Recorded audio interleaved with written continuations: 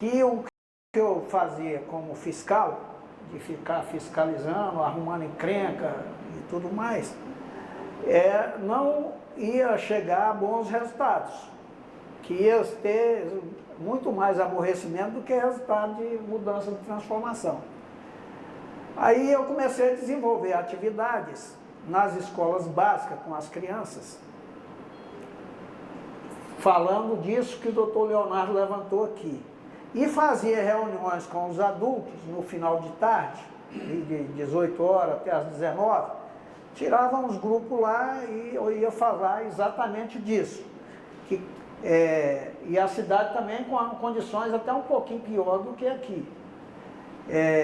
Dessa questão de abastecimento de água, rede de esgoto, não sei mais o que. Tinha muito criatório de animais incômodos na área urbana. Tinha fossa seca, tinha aqui acho que só fossa séptica, já não tem fossa seca mais, né? Tem? Tem não. Tem fossa séptica. Água servida sobre o solo, não sei mais o que, e eu comecei a trabalhar esses conceitos com a comunidade. De vez em quando eu me deparo com, assim, de uma maneira muito prazerosa, aquelas crianças que eu orientei, elas chegam para mim hoje e falam assim, eu nunca esqueci daquela aula sua lá na escola que falava isso, falava aquilo, que é a questão da promoção da saúde. Já aqueles adultos, os que não morreram ainda, nunca me procuraram para dizer uma palavra sequer. Então, a partir daí, eu desenvolvi um raciocínio que nós temos que investir nas crianças. Porque tem uma parcela da veiarada aí que pode largar de mão. Aí teve gente um dia que eu falei isso, falou assim, ó, você não pode ficar falando assim dos velhos, não. Eu falei, não, mas não estou falando mal deles. É porque é mais difícil você transformar a cabeça de uma pessoa já madura do que ajudar uma criança a desenvolver uma linha de raciocínio mais avançada. Isso é uma realidade. E como agora eu sou velho, barba branca, naquela época até era mais novinho, eu posso falar isso com muita tranquilidade. Eu não tenho nenhum preconceito com a velhice. Eu costumo dizer que quem não quiser ficar velho, que morra. Eu quero ficar velho e estou feliz de envelhecer.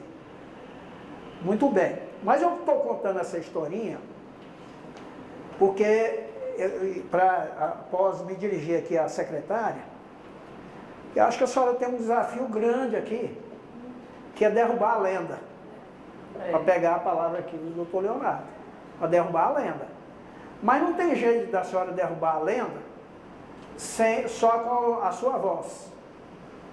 Tem que derrubar a lenda com a sua voz, a voz do prefeito, a voz dos conselheiros de saúde e trazer técnicos do Estado, da União, especialistas, para conversar com a comunidade. Não é técnico para vir aqui e fazer a apresentação em PowerPoint discutindo os altos conceitos sanitários, não. É técnico para ir junto com a comunidade, mostrar o risco. Existe hoje tecnologias que você vai chegar num determinado ponto do manancial e tirar uma amostra e mostrar na hora para a representante da comunidade que ela está contaminada.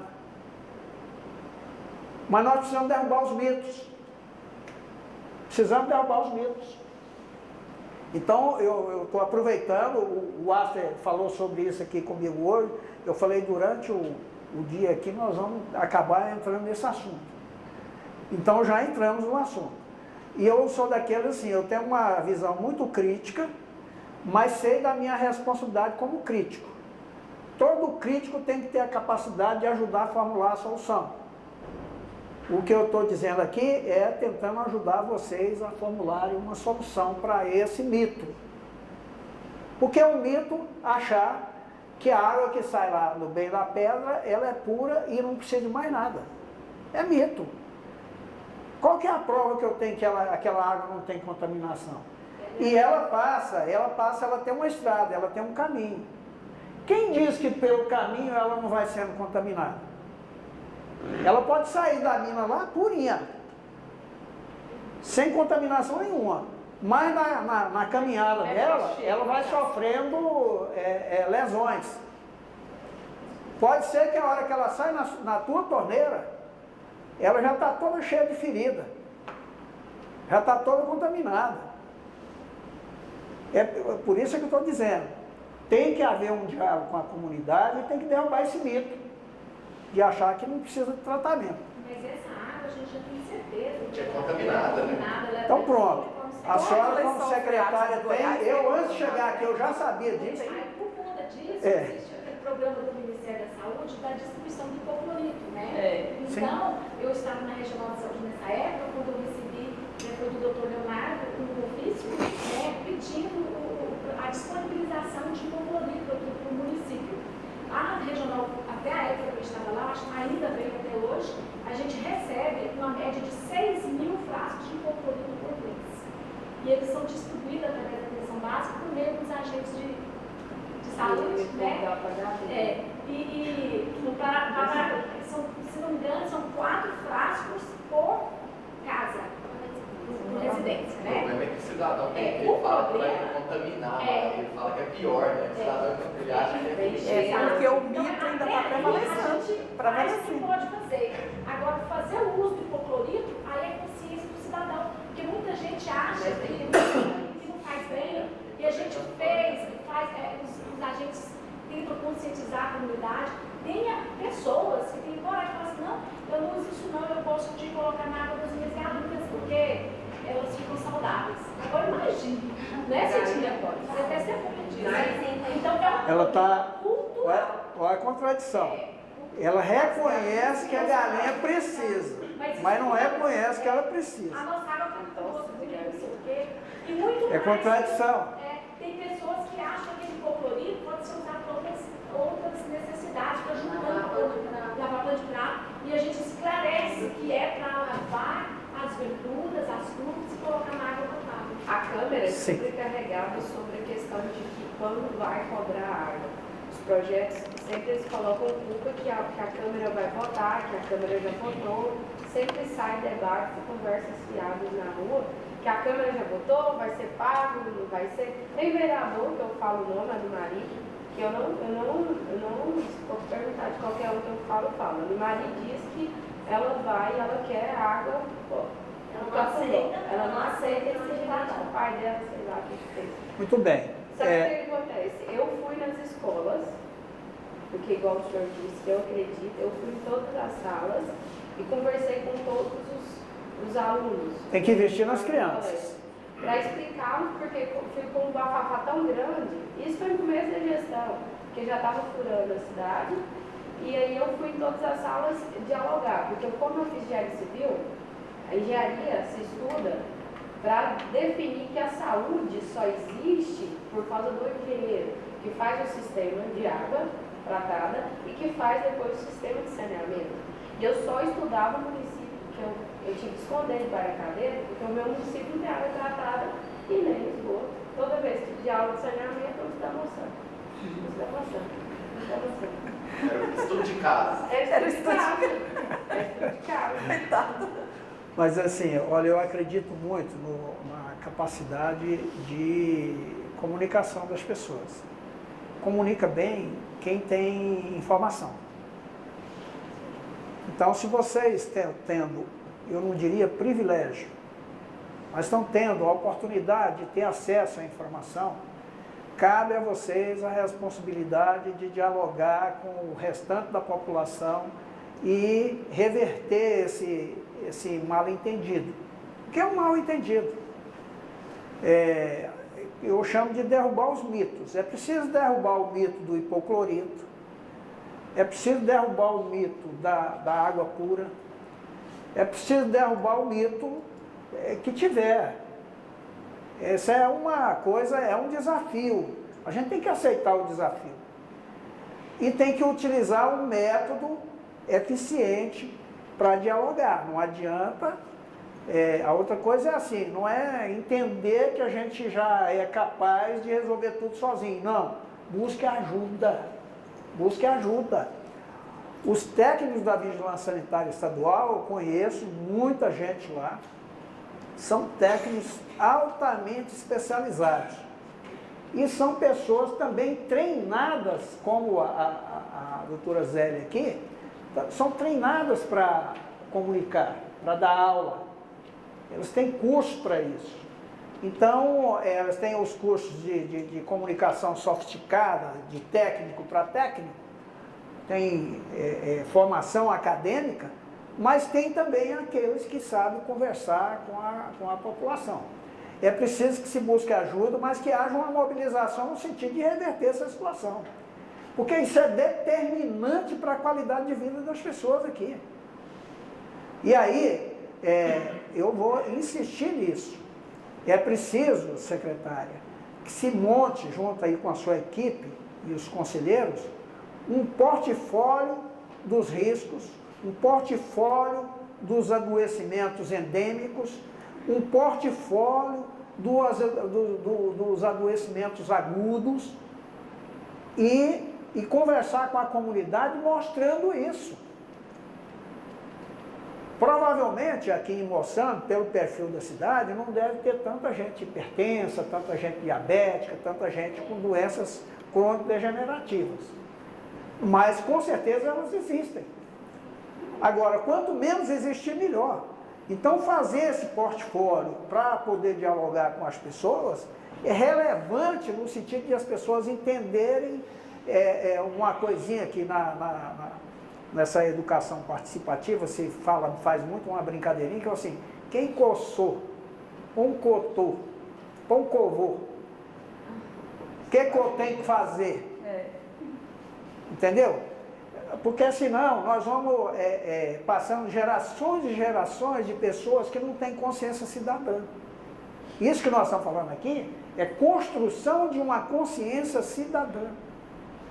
O cidadão tem responsabilidade com ele de ser correto, etc, etc, mas tem responsabilidade com o Estado. O Estado é o conjunto das instituições públicas, as leis e a sociedade. Nós temos responsabilidade com isso. O Estado democrático de direito não é só para ter direito. É para ter direito e responsabilidade. Tem umas coisinhas que eu vou colocando para ficar repetindo e facilitar. Não existe direito maior do que dever numa democracia. O tamanho do direito tem que ser o tamanho do dever. Não existe liberdade maior do que responsabilidade. O tamanho da liberdade é o tamanho da responsabilidade. Que responsabilidade é essa? É a responsabilidade de respeitar os limites estabelecidos. Quais são o que estabelece o limite? É a lei. Tem um cara do século XVIII chamado Jean-Jacques Rousseau, um filósofo, que escreveu alguns documentos muito importantes, que provavelmente o doutor Leonardo estudou, que fez ciências humanas, fez direito, com certeza estudou. Esses fundamentos democráticos que nós temos hoje, o Rousseau falou sobre eles com muita precisão. Ele diz que o fio condutor de toda a democracia é o respeito à lei. O que é o respeito à lei? O respeito à lei é o respeito ao que nós combinamos, José. Não tem um lance aí de falar assim, olha, o que eu combino, o fio do meu bigode garante. Isso é combinado. A lei é a combinação do coletivo. Aqui é nós dois, o fio do bigode. Mas no coletivo é a lei. A lei é o fio condutor da democracia. Você feriu a lei, você sabe que está ferindo a lei? Saiba, você está ferindo a democracia. É uma coisa bem grande e que a maioria de nós não presta atenção nisso. Essa é a razão pela qual tem tanta criminalidade. Essa é a razão pela qual tem tanta corrupção. Essa é a razão pela qual o camarada fura o sinal ali de trânsito. Essa é a razão pela qual o cara pega e joga o carro dele, para proteger o carro dele, ele joga o carro em cima da calçada e o pedestre não pode passar na calçada. Esse é um diferencial que nós precisamos construir. Muito bem, vamos lá. Condições para participar. Condições técnicas para atuar na formulação. Eles das políticas de saúde. Condições técnicas para atuar no controle da execução da política. Muito bem. Você tem que controlar aqui que vocês chamam de fiscalizar.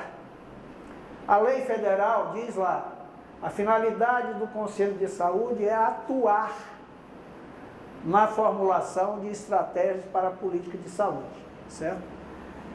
E atuar no controle da execução dessa política de saúde. Lá não está escrito fiscalizar.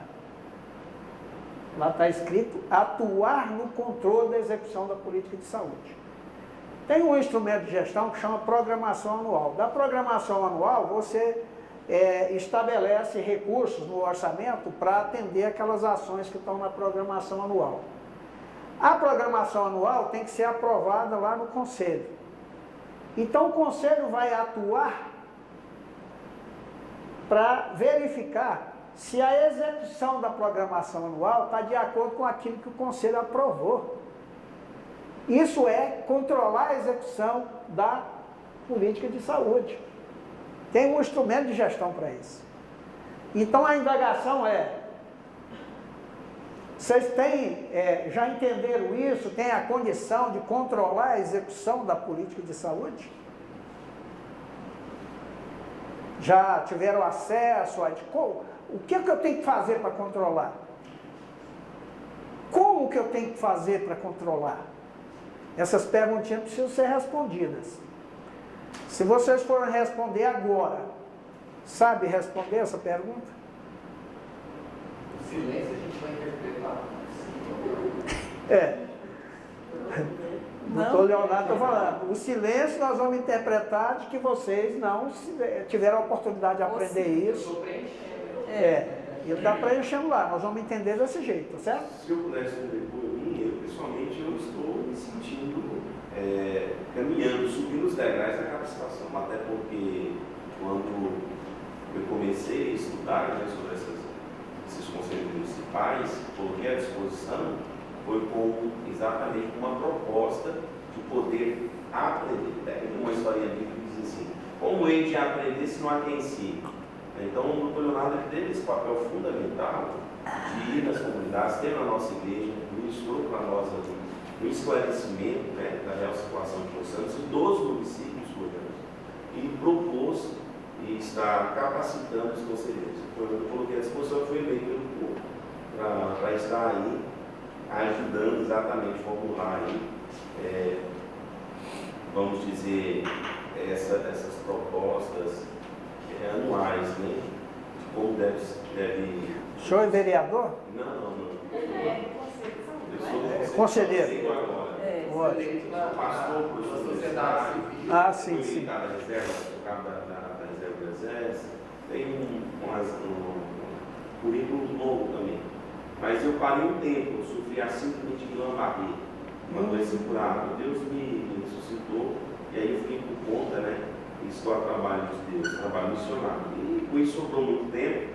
Eu ministrei na Faculdade de Montes Belos, na FAI, na Univar e outros institutos. Trabalhei na graduação, na pós-graduação e também na formação de agentes da área da saúde, da polícia particular, privada. E hoje eu estou à disposição da comunidade como pastor presidente e agora aprendendo, né? Nós podemos aí então estar ajudando no Conselho da Comunidade, também no Conselho da Criança e do Adolescente. Olha, é um bom depoimento seu, inclusive para todos nós aqui, entendermos com quem que estamos. A outra coisa é entender que nós temos aqui potenciais suficientes para enfrentar os problemas que nós estamos identificando aqui. É preciso que a gente compreenda isso. Porque às vezes a gente fica achando que não tem força para resolver.